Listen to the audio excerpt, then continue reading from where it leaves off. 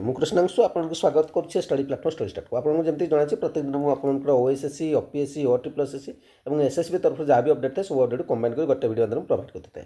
ତେବେ ଆଜିର ଭିଡ଼ିଓରେ ମାନେ 18 ତାରିଖରୁ ନେଇକି 21 ତାରିଖ ପର୍ଯ୍ୟନ୍ତ ଯେଉଁଗୁଡ଼ିକ ଅପଡେଟ୍ ଅଛି ତାକୁ ଜାଣିବା, କାରଣ ଭିଡ଼ିଓ ମଝିରେ ହେଇପାରିନଥିଲା।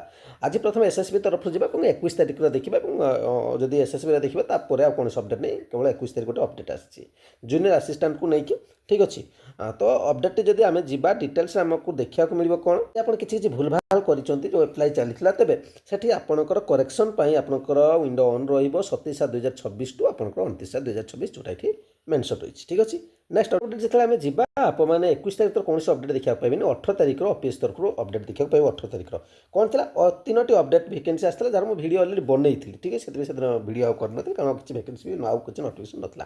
ଆସିଷ୍ଟାଣ୍ଟ ଫିସରିଜ୍ ଅଫିସର ଭ୍ୟାକେନ୍ସି ଆସିଛି। ଆପଣଙ୍କର ତାର କ୍ୱାଲିଫିକେସନ୍ ଡିଟେଲ୍ସ ମୁଁ ମେନ୍ସନ୍ କରିଛି, ଆପଣ ଭିଡ଼ିଓ ତାର ପର୍ଟିକୁଲାର ଦେଖିବେ। 3ଟା ଭିଡ଼ିଓ ଗୋଟେ ଅଛି।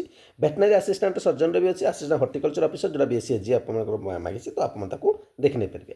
ଏବଂ ଯଦି ଦେଖିବା OSSC ଏବଂ OTPS ତରଫରୁ କୌଣସି ଅପଡେଟ୍ ବର୍ତ୍ତମାନ ପର୍ଯ୍ୟନ୍ତ ଆପଣ ଦେଖିବାକୁ ପାଇବେ ନାହିଁ। ତେଣୁ ଏ ଡିଟେଲ୍ସ ଭିଡ଼ିଓ ରହିବ। ଆପଣ ମତାମତ ଅପେକ୍ଷା କରିବେ। ଯେଉଁମାନେ ପ୍ରିପାରେସନ୍ କରୁଛନ୍ତି ଯେଉଁ SSB ଜୁନିୟର ଆସିଷ୍ଟାଣ୍ଟ ପାଇଁ, ତ ଆପଣମାନେ ଷ୍ଟଡି ଷ୍ଟାର୍ଟ ସହିତ ଯୋଡ଼େଇକି ଭିଡ଼ିଓ କ୍ଲାସ୍ ସହିତ PDF ଏଡ୍ ପାରିବେ କିମ୍ବା କେବଳ PDF ନେଇପାରିବେ।